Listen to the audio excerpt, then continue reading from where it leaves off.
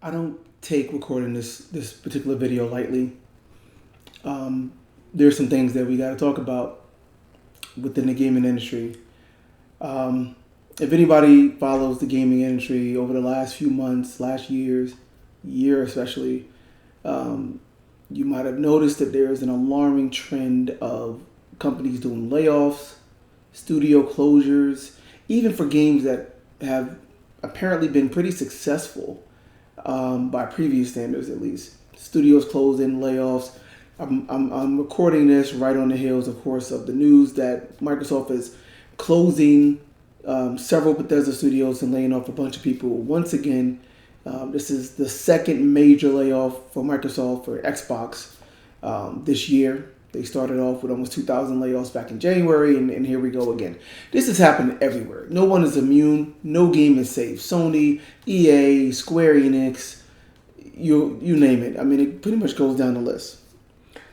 But if you look at and listen to what the executives, what the management, what the CEOs, what the company reps are saying in the vast majority of these cases, and I'm going to walk through this with you guys, there is a alarming trend. There is a universal sentiment that, in my opinion, is pointing to a very bleak future for video games. And I'm not happy about it.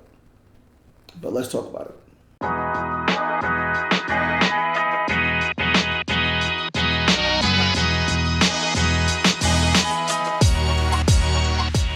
So, what do we need to talk about here? This is a really, really bad time in the gaming industry.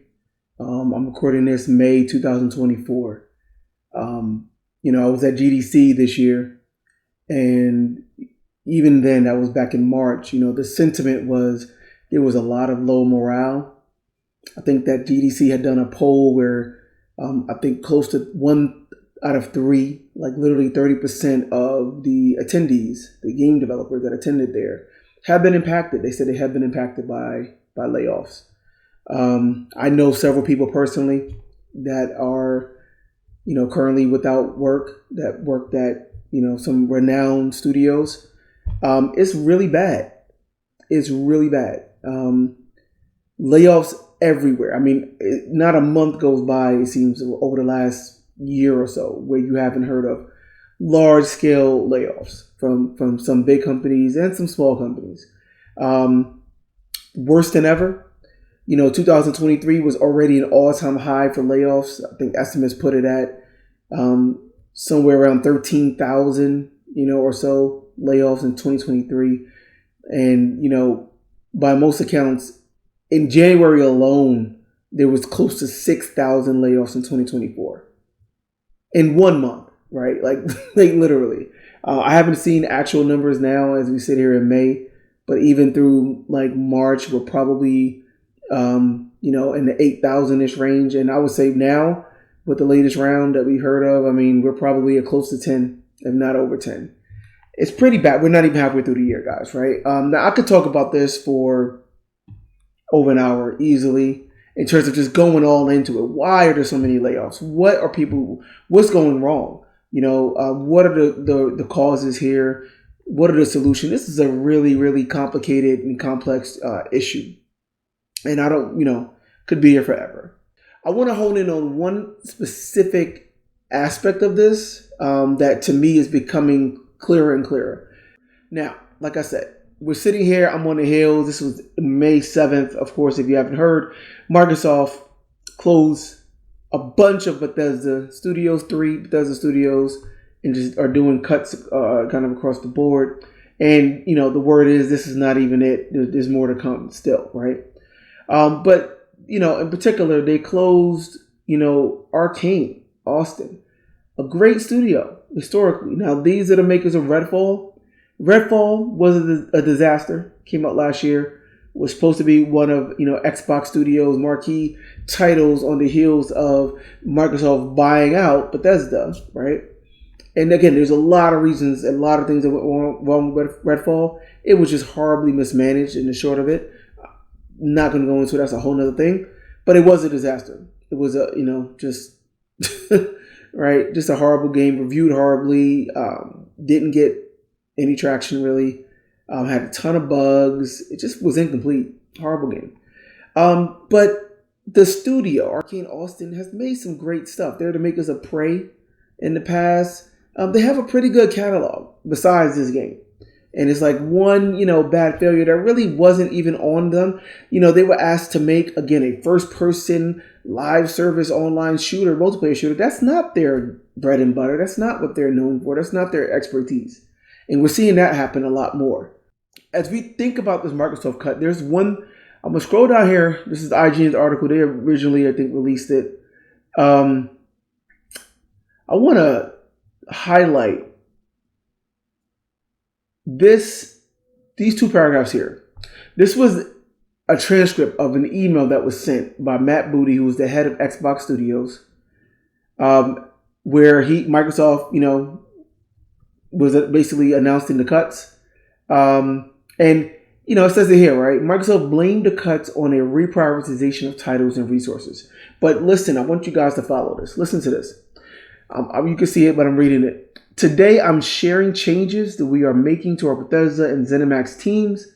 These changes are grounded in prioritizing high-impact titles and further investing in Bethesda's portfolio of blockbuster games and beloved worlds which you have nurtured over many decades.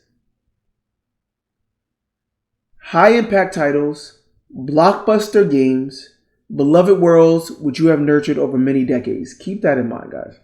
To double down on these franchises means invest to build new ones requires us to look across the business, identify the opportunities that are best positioned for success. This reprioritization of titles and resources means a few teams will be realigned to others and that some of our colleagues will be leaving us. Now, and he goes on and on here and goes into details of the various studios. Like I said, it's a lot here.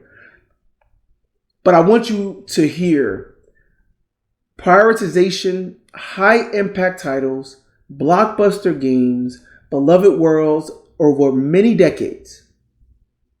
Okay? Opportunities that are best positioned for success. Now, you might have heard a few months ago, EA went through a similar round of cuts, 670 jobs. In particular, they cut a lot of the Respawn team, which is easily one of EA's best studios. Makers of Star Wars, Jedi Survivor, like the two Jedi games. And they also made arguably the best game of last generation in Titanfall and Titanfall 2. They're a really talented studio. They cut a lot of cuts, 5% of their employees globally. Once again, I want you to listen to the words from boss Andrew Wilson that he's communicated to the company, right? And obviously that went public as part of this layoff. Listen to this. I'm highlighting here, guys. We are also sunsetting games, moving away from development of future licensed IP that we do not believe will be successful in our changing industry. This greater focus allows us to drive creativity, accelerate innovation, and double down on our biggest opportunities, including our own IP, sports, and massive online communities to deliver the entertainment that players want today and tomorrow. Furthermore, from another senior employee at EA, as we've looked at Respawn's portfolio over the last few months, what's clear is that the games our players are most excited about are Jedi and Respawn's rich library of owned brands. I wish I could say it stopped there. Let me go into another example here. So the makers of Alan Wake, Remedy, the makers of Alan Wake and Control, they announced a few days ago, in the midst of all of this, for some people this kind of went under the radar, but they announced that they were canceling an upcoming multiplayer game called Kestrel. They hadn't announced it. It was a project that they had mentioned before, but they hadn't announced it. And let's listen to what the Remedy bosses said when they announced this cancellation.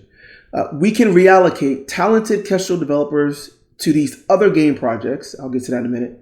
And many of our support functions to get additional focus on their operations. What operations? The operations of those said game projects. Let's scroll back up here. I wanted to set the stage for a second. Codename Kestrel showed early promise, but the project was still in early concept stage. Our other projects have advanced well and are moving to the next stage of development. An increasing focus on them provides us with benefits. Again, what projects? Let's go up here. Remedy said its other projects, which include remakes of Max Payne 1 and 2, and then Control 2, a sequel, and then multiplayer spinoff from Control called Condor. Remakes, sequels. Those are the projects that require cancellation of an actual new innovative project to allocate resources to that. Now, this is in light of the fact that Alan Wake, there was a news article that went out about like a week or so ago talking about Alan Wake 2 still struggling to make back its budget. Now, Alan Wake 2, is a sequel that's 10 years almost in the making. Was one of the bigger releases for sure of last year. But again, it's a relatively niche single player survival horror driven game. It doesn't have a name like Resident Evil. A lot of people have never heard of Alan Wake 1 for that matter. It was a pretty niche franchise to begin with. It already has sold several million units, but not enough to make back its budget. And I'm telling you what that says, right? And what really is happening here, all this advertisement, gosh. The profits from the game right now below budget, despite strong sales. And that's the bottom line. It's concerning because at the end of the day, it's all about the money. And the problem is that what used to be a lot of money 10, 20 years ago is now just nothing because the budgets themselves are so freaking high, right? Alan Wake 2 costs over 5 times the amount to make than Alan Wake 1 did. And it's like in 2010, right, when that game came out. I mean, this is consistent across the board. Budgets are just ballooning out of control. Expectations are through the roof. When you want to have a game that's live service or a game that has 80 to 100 plus hours, like that's an investment, guys. That takes time, that takes money, that takes resources, right? And that's everyone's expectation is every game has to be that. So when you have a game like Alan Wake, that did take me a good 20 hours to get through. But again, it's no online, right? It's a single player story driven game. God forbid. What is the consistent link here, guys? What am I getting at? Are you guys following it? You see this? What are you hearing? You're hearing cancellations, layoffs from teams that are working on new projects. Most cases, new IP. Innovation, risk taking. That's what you're hearing. And these companies, these publishers, these managers are saying, nope, we're not doing that. We're going to double down.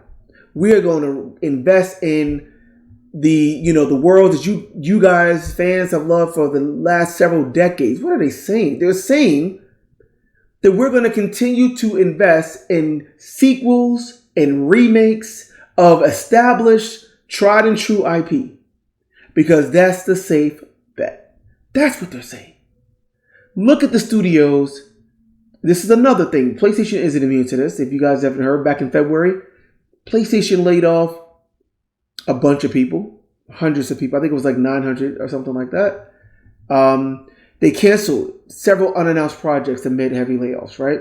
Sometimes great ideas don't become great games. What does that statement say? Great ideas?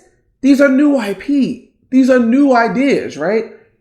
These aren't sequels and remakes to establish things. That's not a great idea. We already get that. Implicit in that statement, great ideas is new, risky, ideas. That's what's implied. Yeah, 900 people laid off. Cuts across Insomniac, Naughty Dog. And this was a weird one. This was one that hit because Insomniac had just shipped Spider-Man 2. Big, huge, AAA, PlayStation 5 exclusive game that sold, I think, near upwards of 5 million copies, right? By all means, and it reviewed well, had over 90 Metacritic. By all means, that game was a success.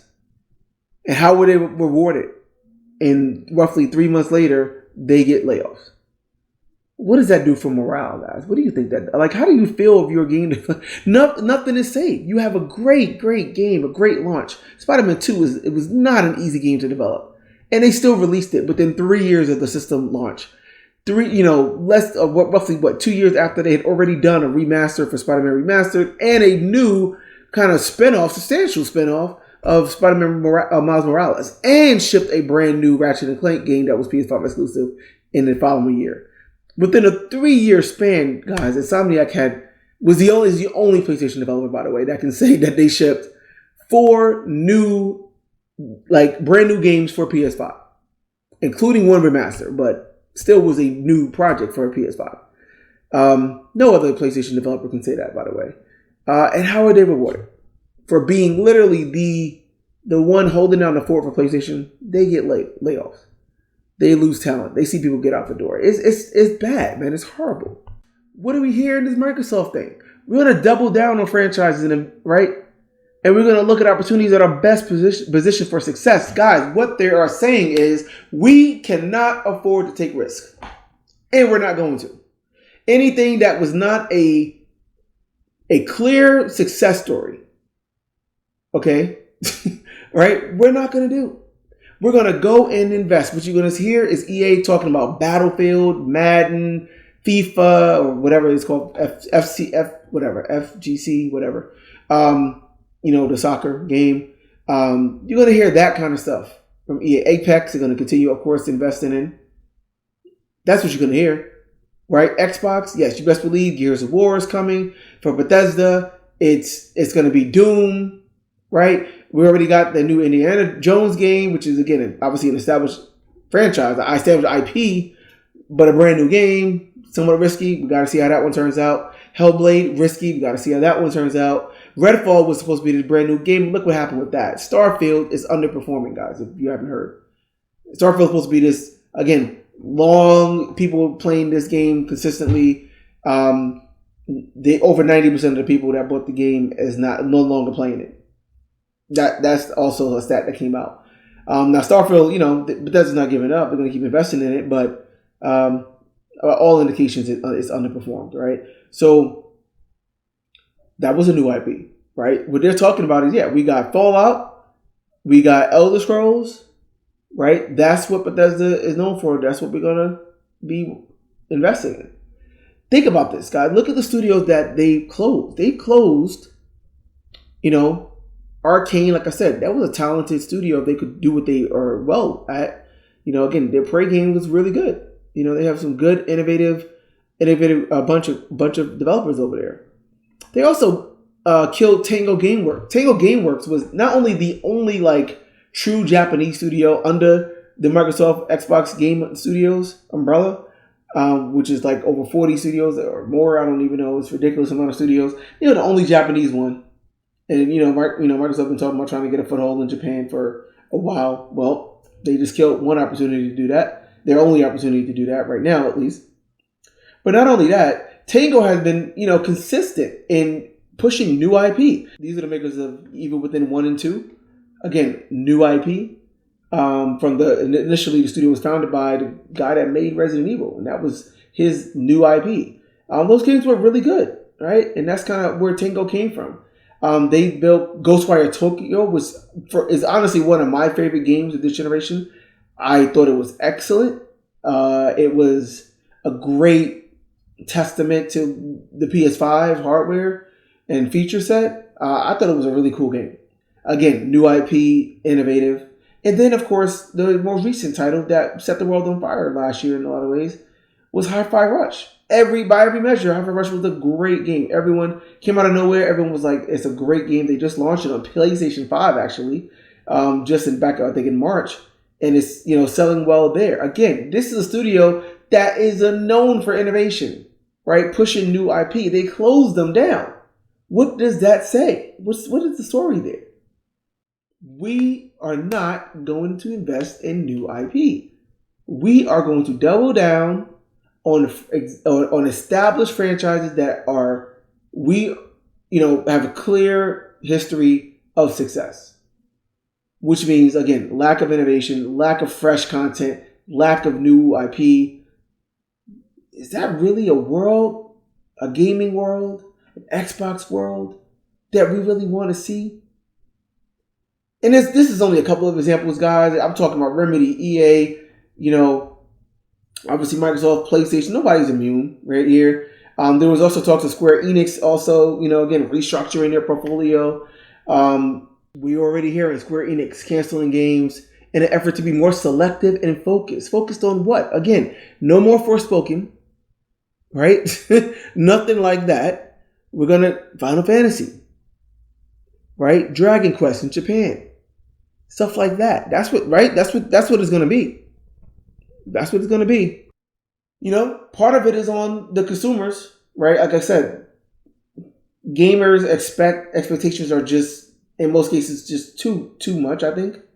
You want the world. You want a fully next-gen looking graphical game that never ends and, or has like 100 plus hours of gameplay, and is online and has all of this stuff.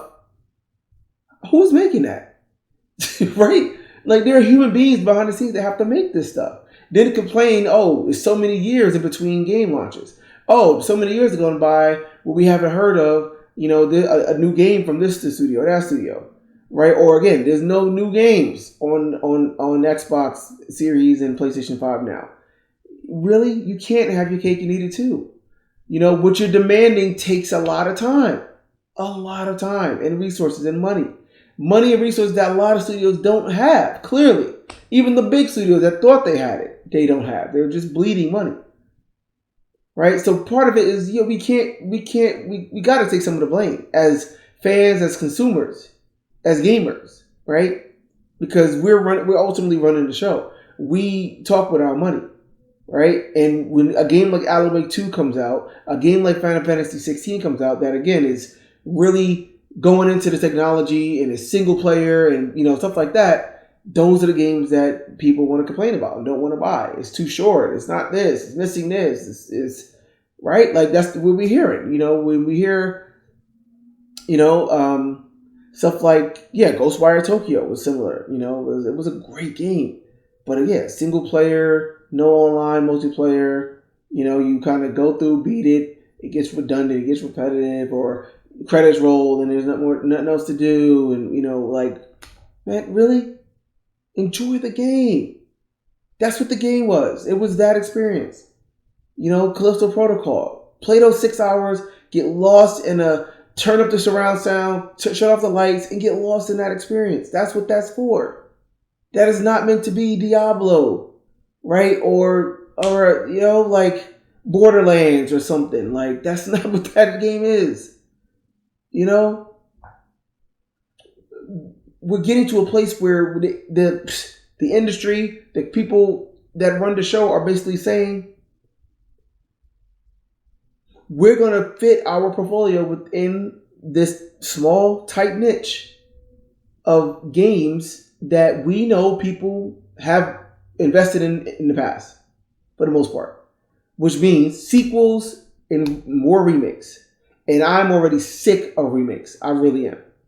And that's been true across the board. This is what's happening in games. The time, the money, the investment. In the meantime, studios are bleeding money. So what does that mean? Less risk taking. And we're seeing that. That's the common thread here, guys. We're seeing that. Less risk taking, less willingness to do anything creative. What does that do? You have talented, some of the world's best minds. And they're not going to be happy just making sequel after sequel. They're not using, you're not using their ability well in that regard, right? So morale goes down and some of them leave, or, and stuff like that, right? And then for consumers, what are we getting? The same old sequels? The same games repackaged? You heard what Remedy already said. What's there in their portfolio? A remake of Max Payne 1 and 2. Those games are over 20 years old. Why we need a remake of them? Right? Why? Right? That's what they're working on. Control 2. Okay? That's what we're working on. What do we know coming from Xbox? We know Perfect Dark. Again, a game franchise that existed back in the N64 days, almost 30 years ago. A remake, a re-envisioning of that I'm hearing is actually in pretty bad shape still. Right? We know that there's a Gear 6 coming out. Tried and true. I have no idea what they're doing with Halo, but we know Halo is not dead. Right? Fable, again, a tried and true thing for them, and there's a new Fable game coming out. Could be cool. Don't get me wrong. But we're going to go and invest on that and close the studio that made Hi-Fi Rush. Close the studio that made Prey. Close the studio that made Ghostwire Tokyo. Right?